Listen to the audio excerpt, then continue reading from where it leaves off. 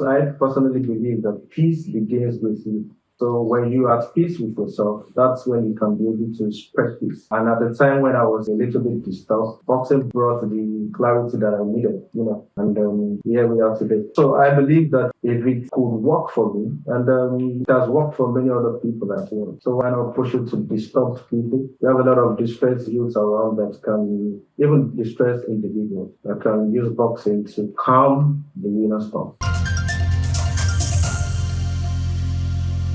Hello and welcome to Just Africa, where we explore the bold ideas shaping the economy. I am Olumide Oyedapo. Of course, I'm not the only one here. I also have Olumide Oyedapo. Yeah, good afternoon, Olumide. Compliments of the season are still in order. Yeah, of course. In fact, we should make it louder now because Yes. we're coming to the end of the year. Yes. Yes, a good afternoon to you, Lagos, Nigeria, and Africa, and to you from wherever you're watching from across the globe. And once again, welcome to Just Africa. It won't be wrong if I still tell you Merry Christmas and a groundbreaking New Year. So we're looking forward to, having this sweet conversation because the year is gradually winding down. And a lot will be discussed today, and I'm super, super excited that yes, we're going to be having this interesting conversation. I wish it was actually coming on the 26th, which was Boxing Day, but we did something similar like that during the Christmas. Yes, so across Africa, now boxing has been promoted more than a sport.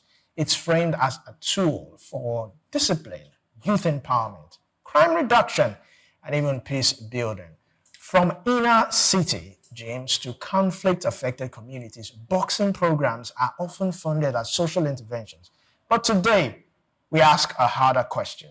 Can boxing truly build peace? Or are we projecting our hopes onto sport without addressing deeper structural problems? Now, is boxing transforming lives or simply managing frustration? Is it peace building or performance? Now, joining us to unpack this robust topic is Olumide Oyedapo. My namesake, fight event strategist, grassroots boxing development expert, host Which Way Naija boxing podcast. So glad to have you, Olumide Oyedapo. Yeah, good afternoon.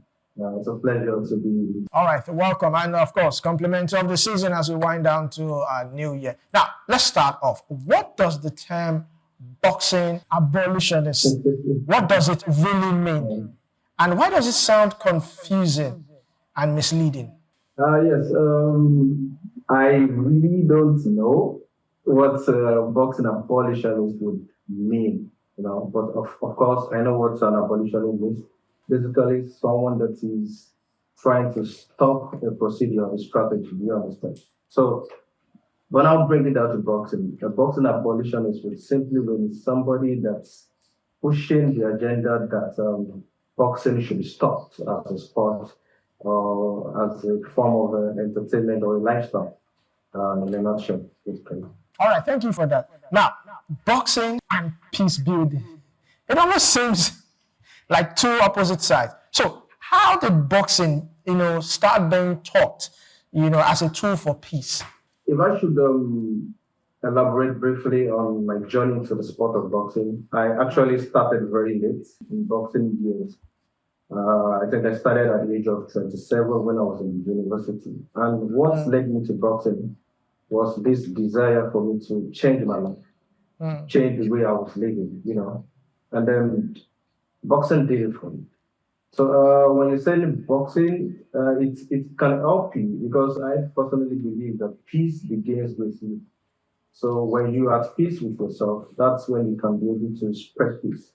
And at the time when I was a little bit disturbed, boxing brought the clarity that I needed, And here we are today. So I believe that if it could work for me, and it has worked for many other people as well.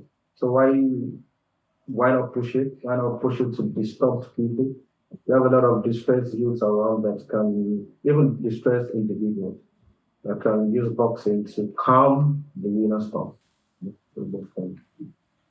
Okay, Thank you very much, Olumide. I'm not going to forget your name because my co-host is Olumide. Looking at the way boxing is, of course, it's a kind of sport that you deliberately inflict injuries into your opponent. The referee says, okay, start, and you consciously put in force. You blow the person on the, whether there's blood or not, you keep punching that person. How does that affect the society? Don't you think that that could be a form of violence on the society generally? I think for better understanding, we should see boxing as a sport, as a game of will.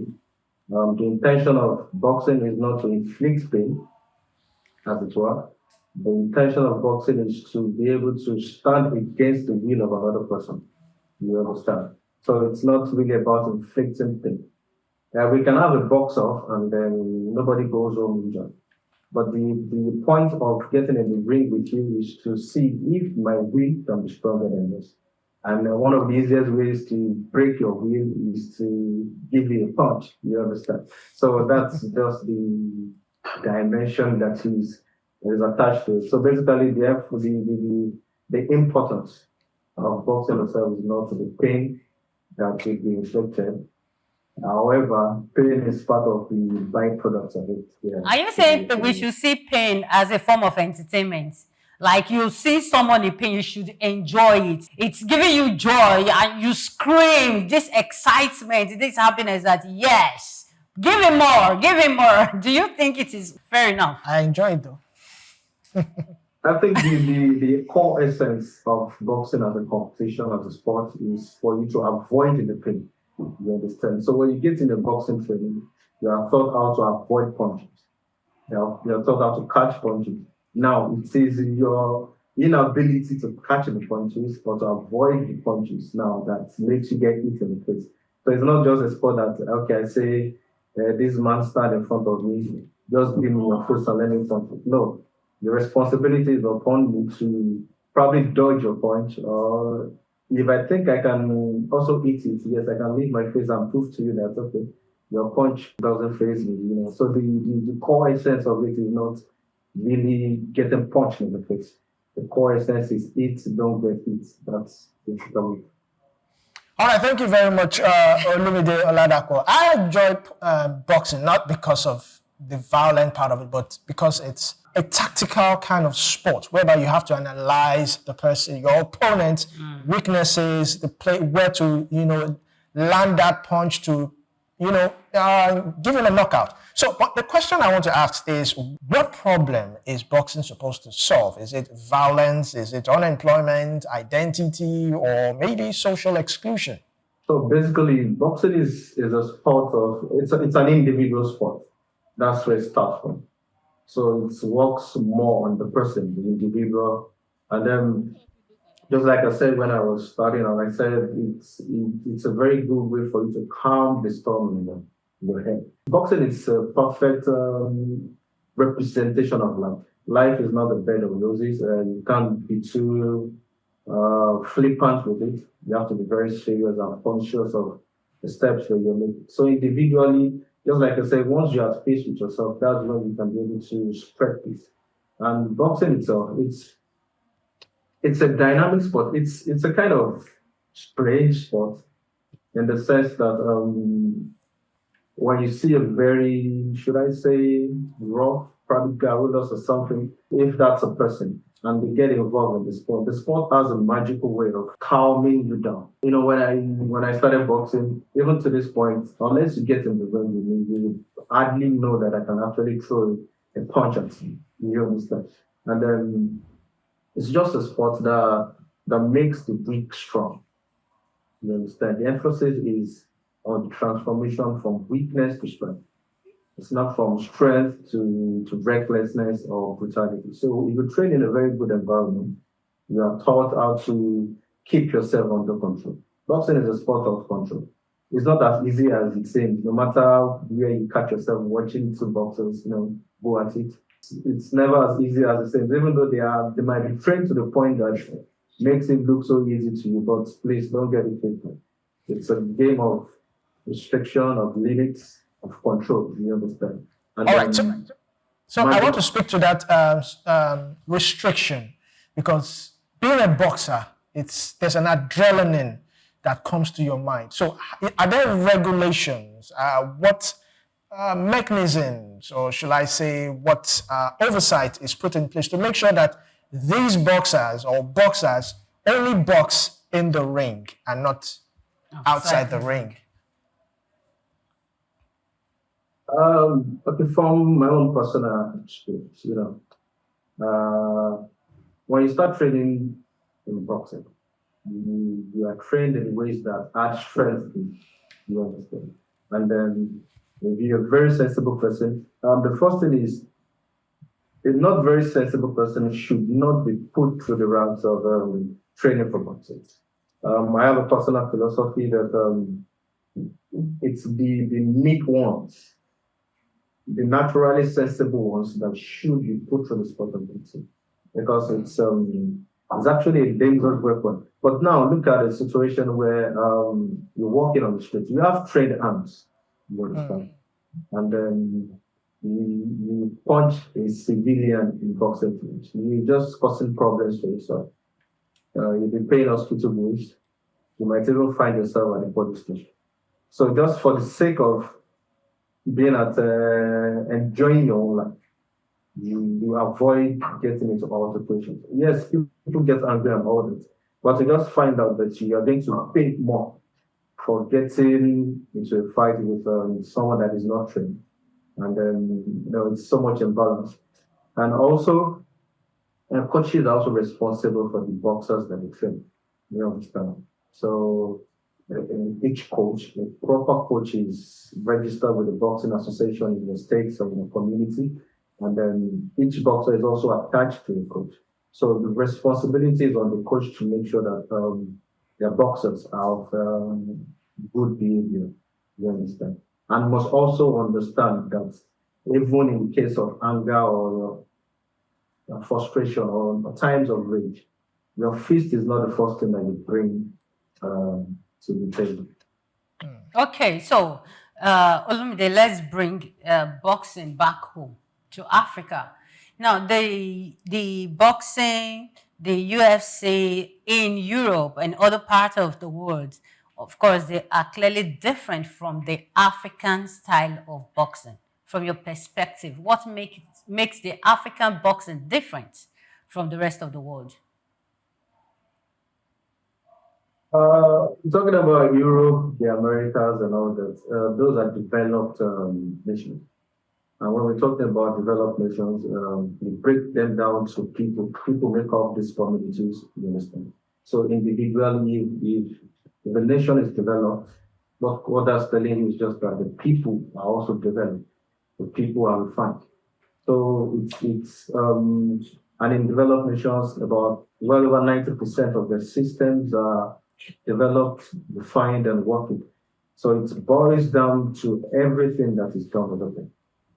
So when you have developed people working in a company, what that's telling you is just that company is developed. So it's going to show itself, going to perpetrate in the kind of activities, your systems, your production.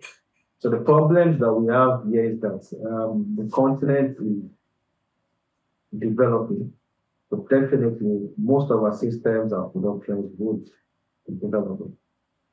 Okay, so looking at the way the African system of wrestling is, and that's when compared with Europe and America. Now, would you prefer the African style of wrestling, or you still prefer the one over there? Because here, our style does not involve the fist and all that. They just ensure that until the first to use the opponent's back to touch the ground, something Call like it that. Agidigbo in Yoruba. Agidigbo. So I got that today. So which would you prefer? Because looking at the way organizations are campaigning for the abolishment of UFC and boxing around the world, including the legendary Muhammad Ali, Mike Tyson, and the rest. Everyone is lending the voices that boxing should be abolished. Don't you think that African boxing system should be pushed forward to the world? Yes, just like you said, I think you mentioned we have some traditional African martial arts. You understand? But what made all these martial arts to actually survive the test of time was that they were cultural events, they were traditional events. So it wasn't about maybe commercial success. It was just more about heritage and all that. So the people of Africa have enjoyed their own martial arts. But now when we're coming to commercialization, that's when we have, these knockout wheels and everything is trying to be brutal and dangerous and all that. You understand? But I think it's imperative that we look at the reason for the cause for abolition. Actually, to be honest, until very recently, the Olympics, the Olympics was totally against boxing. I think the issue on ground was that the 2028 Olympics in Los Angeles, boxing would not be featured. And then it calls for concern because boxing is, on the Olympics itself, is one of the greatest platforms that the sports have been exhibited. The likes of Muhammad Ali, the likes of George Foreman, they were gold medalists. Even our own Anthony Joshua was a gold medalist at the Olympics, And then one of the prominent boxers that ever lived in Nigeria, Najim Mayugun, was also a medalist at the Olympics. Now it's best, and this was years ago, well over 40, 50 years ago. So why in 2025 that it calls an Allah? Personally, I think it's a war of attrition. And you just have to understand that the sport has to play. So everything has advantages and disadvantages. So why not try to work on the advantages? Let's get the best at boxing. Because now, if we join the core with people in the US, and Mike Tyson made a fortune out of boxing. Muhammad Ali did the same. And so many other Americans have done that. Now, they've made a fortune, they have legacies. But even in Africa, we are yet to even get to. So, if they are at the point where they feel they've had the best of boxing, they are free to leave the sport. But for us in Africa, that we can also do something like that. Okay, all right, thank you very much. Two things you said: commercialization. Can't we push our own African wrestling? I'm so concerned about our own system. What is the name? What did you call it again? Agidigbo. The Agidigbo. Can't we push it to the point where we have to commercialize it?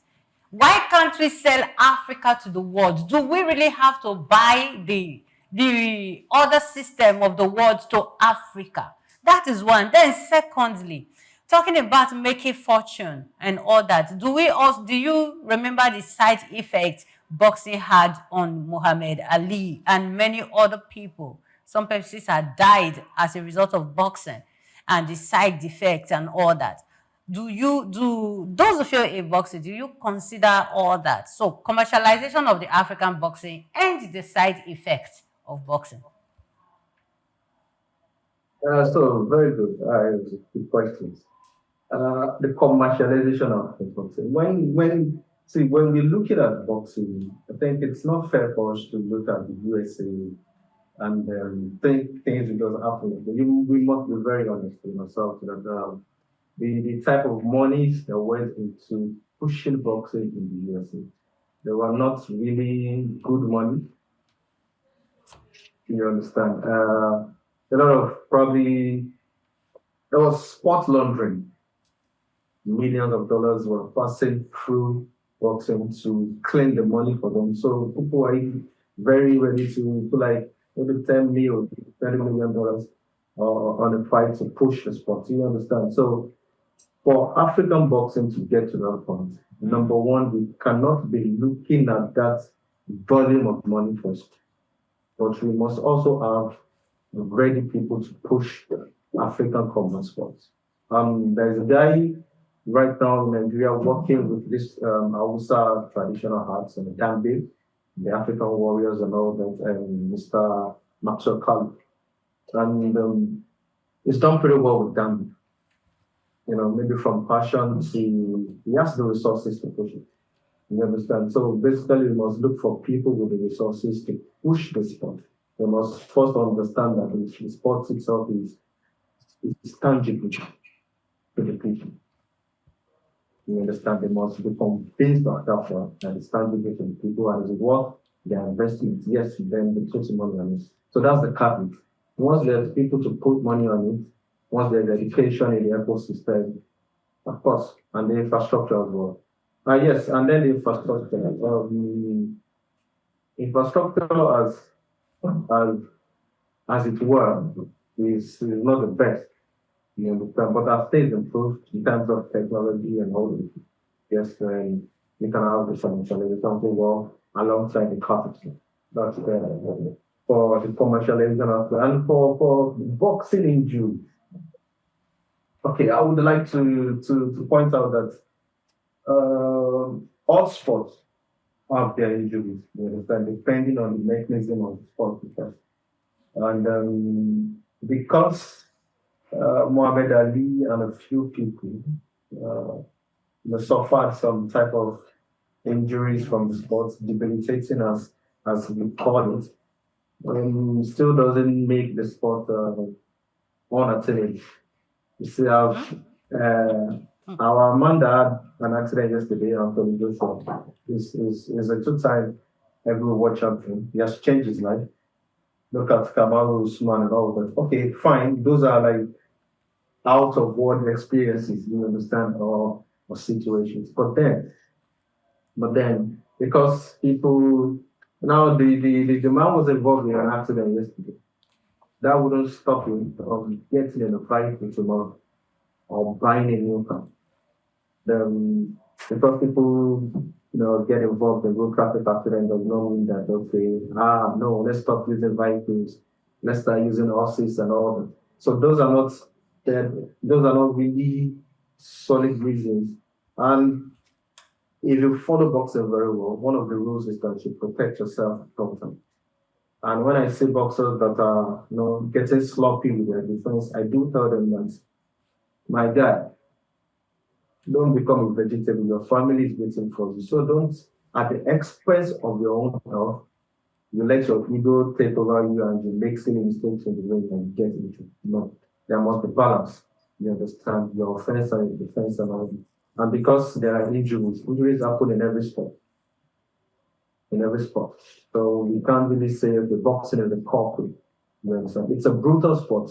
Of course, you must know what you're getting into. It's a life and death situation. It's a very tough sport, no doubt. But of course, you can be built, you can be trained for the sport. And always follow the rules, follow the precaution and all that. And unfortunately for us here, like I've mentioned, infrastructure, the healthcare system is not on top of the game. You understand? So all these interwoven intricacies would cause us issues. But even it's something worthy of note that we've not had a lot of terrible accidents in boxing. Although we lost the Nigerian boxer Shegun Success in Ghana, I think he made a lot of headlines and all that. But if the healthcare system is okay, the tests can be carried out. They know the health status of each boxer. You understand? And then they're cleared to go ahead and all of it. So we can't be narrow-minded to say because people can die in the sports. People can die on the battlefield, but we still have people becoming soldiers every day. All right, so if you look at some of our professional boxers and whatnot, Mike Tyson, the rest of them, they've had some form of traumatic childhood experience and all that. Even in Nigeria, they will tell you if a child is wayward or proving too stubborn, enroll him in boxing. So my question now is, does boxing actually reduce violence or does it just redirect it? Very good question. When I go on radio, when I'm talking to the local community, I do charge them and tell them, if you have a stubborn son or a stubborn daughter, um, don't tell him to change. You understand? Bring him to the boxing gym. His first experience at the gym would let him know if he thinks he's the toughest guy. No, you're not the toughest guy. But come to the gym to experience that.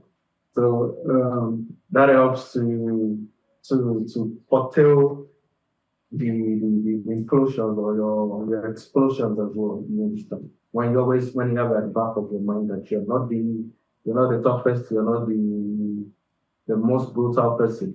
It gives you a sense of caution. You understand? And it also helps. When you say boxing, it's organized chaos. So I would agree with you that it's a redirected energy and violence. Basically, I would accept that, and I would agree with that. That we can redirect the energy is there, the force is there, the impulse is there. So your energy and your impulse, and a natural trait of stubbornness and not giving up can be aligned into something else. Then yes, let's start. All right. So I would also like us to look at the psychological effects of boxing. How do we, because I mean, some boxers have had memory loss, internal bleeding, this and that. Any advice? Let's start from there. Any advice or what can be done? Can it be avoided, or what are the necessary treatments for this when a boxer finds himself in this kind of, situation? So yes, I think we should separate the two parallels of boxing. We have the amateur boxing and we have the professional boxing. So most of these concerns that we're having about boxing is more on the professional side. Because now it becomes a source of livelihood. So you cannot become a professional boxer. One of the rules for you becoming a professional boxer is that you must train every day. You understand? So we must be able to say, okay, as an individual, personally, I would be honest with you, I would tell you that the best benefits of boxing can be enjoyed as an amateur athlete. You understand? It improves your health. It's probably a sport with no disadvantage at the amateurs. You understand? I make bold to inform you that our one-time president in Amazon was an amateur boxer. You understand? Pastor Adeboye was an amateur boxer. Now Simon was an amateur boxer. Wow. You understand? Yeah, was an amateur boxer. I know that. And it's not that it wasn't boxing that made them the leaders that they became, but there was something inside them that, led them to the sport. Hello? And Can boxing provided, yeah, I can hear you. Boxing provided the boxing provided the structure for them, the discipline that they needed. You understand? So when it comes to mitigating any injuries as far as professional boxing is concerned, a lot of research still has to go into play. We have this head guard that the boxers wear to minimize the impact of the injuries. All right. Only if I might ask you now, some boxers put on boxing gloves, some don't. Any effect? Which one is more endearing, damaging, or I mean, why do some? I know there's amateur, there's professional, there's lightweight, there's heavyweight, and some don't put on boxing gloves. Some put on this kind of small kind of stuff on their hands. What are the difference? Can you differentiate them? So just like I said, the amateur boxing is probably the safest of the categories in the sport. And they're the ones that wear all this protective gear. So the head gloves is there, the mouth guard is there to reduce the injury. Yes, there are arguments that probably the headgears are not all that effective. But just like I've said also, amateur has the safest, but the emphasis is not even on power. It's not on force. It's on speed, flexibility, agility, and some beautiful traits. You understand? So that's just basically the difference. Another difference is that you will see that some boxers would fight with the best and some would not fight with the best. So the guys that fight with the best are amateur boxers. The guys that fight shirtless, they are professional boxers. So that's the difference. All right. So I know boxing also. A lot of youth seem to be interested in this kind of sport. So, but my question now is: at what age would you advise a teenager or a preteen to, or a parent basically, to enroll their ward into boxing? At what age are they physically, mentally matured enough to go into boxing? When I meet boxers, when I meet the parents, the first question I ask them is, "What do you want to do with your boxing?"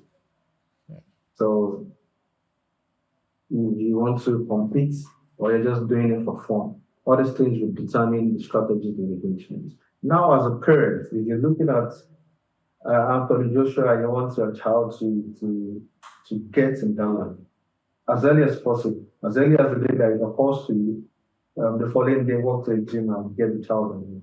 So there is personally, when we're looking at boxing itself, Anthony Joshua started at the age of 18, Okay. which is actually late in boxing terms, but he's a world champion. Now, he's in a country where there's structure, you understand? And I think he has what it takes to get to the level that he is right now. But age is also a limited factor because as early as possible, probably from age of 5, 6, when they kind of understand the instructions, they are ready to go, you understand? But of course, if you have a passion for the sport, you think you can do it, you have it in you.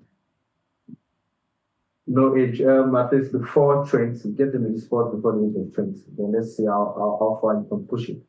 How far you can push it. The timeline from amateurs, from a beginner to world championship level is 10 years. So you add 10 years to your age, then you can do it. But 30 and above, no, you can do boxing for fun. But 30 and above, don't start boxing for fun. We have seen other sports like wrestling, football, most contact sports. They have rules guiding them.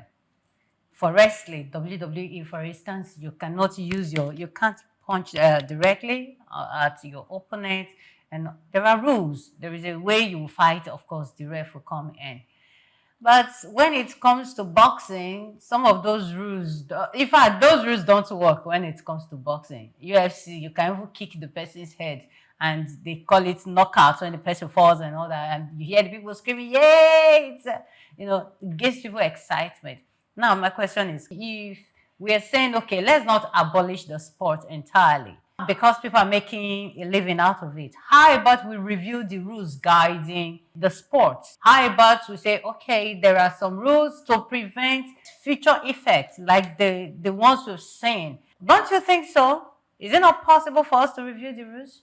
The rules, what everyone should understand is that the major boxing body in the world that are in charge of, coordinating the sports at the global level, there's always the conventions, there's always a move to make the sport healthier.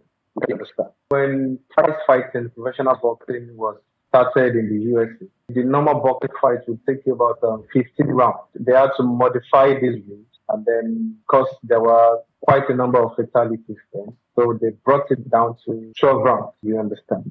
And then every year, by new rules are being put into place. A man from 1950 might find it hard to understand the 2025 boxing because a lot of boxing, a lot of punches have been outlawed. You can't punch in a certain way. You can't hit certain parts anymore. So the change is ongoing. But then, of course, they can't really take away the essence of the sport. The sport is hard, it's brutal. You understand?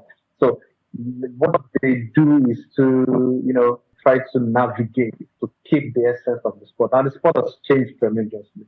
You understand? It's no longer the sport of it's me, I eat you. It's now a sport of brilliance. You have what we call boxing IQ now. So when you're training in boxing now, it's no longer the brutal sport that used to.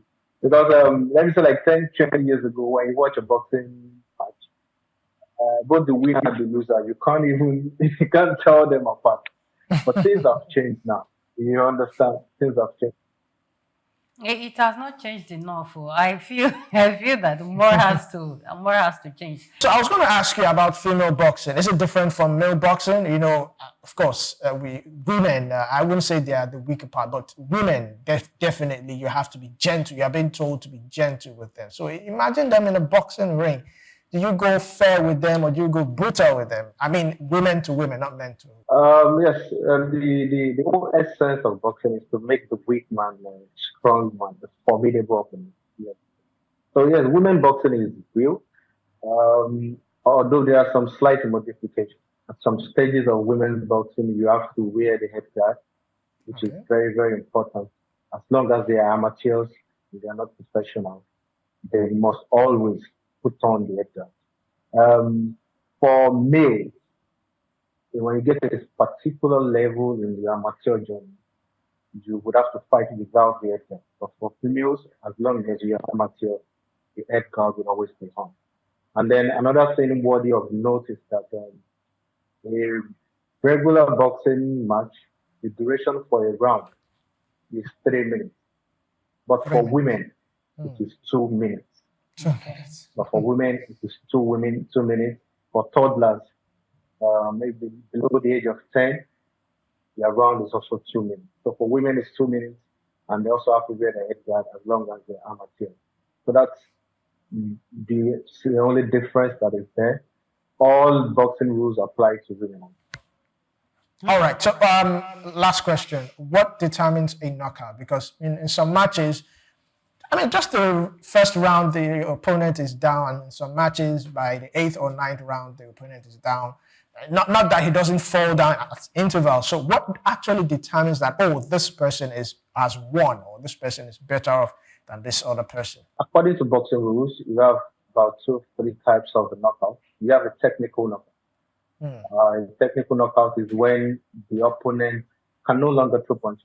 So threshold is when there's like 10 unreplied punches, then the opponent is no longer fit. The opponent is overwhelmed by your punch power, then they have to stop the fight, Match. and that's a technical knockout.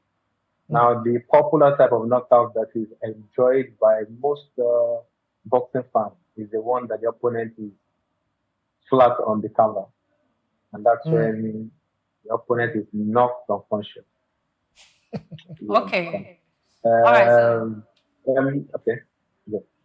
okay, there are so many young Africans that are fighting or trying to get on the international boxing ring and the Yeah. UFC right now. Do you think that the stage out there is really open to Africans that were not raised over there? That people, Africans that are raised here in Africa that are trying to get on that stage, do you think that stage is really open for them to go in? Two things. The stage is open. It's a global sport.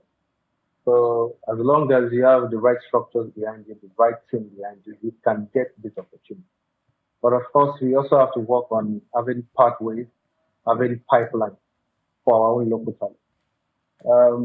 One thing that I'm not very happy with is why do I have to train a kid in Nigeria and then the ultimate goal is getting to fight with the game. The ultimate goal shouldn't be fighting in the US as it was. The goal should be to make him a global superstar. And one of my dreams, one of the days I look forward to is to have world champions fighting out of Lagos, Nigeria. They don't have to move to the UK. They don't have to move to the US. They don't have to move to Sweden. They can be live in Lagos, living and training in Lagos, then reaching the world from there. But the structure has to be there. Do we have world-class facilities for training? Do we have world-class coaches? Do we have world-class promoters in Nigeria? You understand? We have world-class media because we can't talk about the boxers in isolation. We have to consider their management, the training, the facilities, and structure. But of course, yes, it's definitely going to happen, and we are on the right path. One of our girls, in Nigeria, Oluwole Bola Tito, fought in New Zealand. You understand? We have about two boxers, Elizabeth Oshoba and Tosin Kejawa. They are actually now in the UK, but they were scouted in Lagos and they were pushed to the UK. So yes, the pathway is there, but of course, there's still more work to be done as regarding that. All right, thank you very much, Olumide Oyedapo, for your insights, and of course, thank you for joining us on Just Africa. It's a pleasure. I You're enjoyed welcome. the conversation.